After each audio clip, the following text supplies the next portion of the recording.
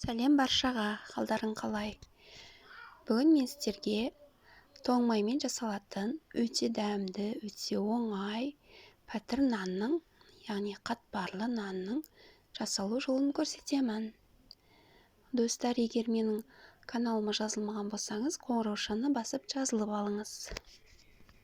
Ол үшін бізге қамыр илейміз, тұз салып, суменен кәдімгідей мантыға қамыр илеген сияқты қамыр илейміз. Қамырымызды илеп бола бергенде, соңында кішкене сұйық май қосып, жақсылап илеп, қамырымызды демалдырып қоямыз. Одан соң нанымыздың арасына салатын пиязымызды майдалап турап аламыз.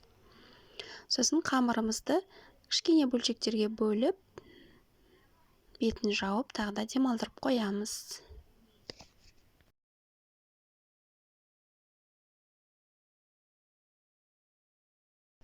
Сосын табамызға тоң майымызды салып, ерітіп, ол тоң майдың үстіне кішкене өсімдік майын қосып, осы майымыз қызғаннан кейін пияздымызды салып, араластырып отырып қуырамыз. Тұзын, дәмдеуіштерін саламыз. Содан соң пиязымызды суытып қоямыз. Содан соң демалып болған қамырымызды шетінен алып, осындай жұқалап, бешбармақтың қамыры сияқты жаямыз. Жайып, арасына пиязымызды маймен бірге осылай салып шығамыз. Сөйтіп, әдемілеп, ішінде ауа қалдырмай ораймыз.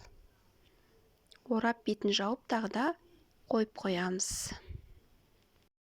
Достар, менен бір лайфхак: дайын болған, демалып болған қамырымызды пергаментный қағазға жайсақ, өте оңай жаямыз. Дайын болған қамырымызды пергаментный қағазсыз столға не тағы солай жайсақ, ол жабысып, кішкене пияздар шашылып, сондай болуы мүмкін. Сол үшін осы лайфхакты ұмытпаңыз, пергаментный қағазға жайсаңыз, жақсы, өте оңай жайылады. Өте дәмді, өте оңай, тойымды пәтір нанымыз дайын. Достар, міндетті түрде жасап көріңіздер. Видео ұнаса лайк басамыз, достарымызбен бөлісеміз. Келесі видеоларымды жіберіп алмас үшін менің каналыма жазылуды ұмытпаңыздар. Достарыңызбен бөлісе отырыңыздар. Рахмет.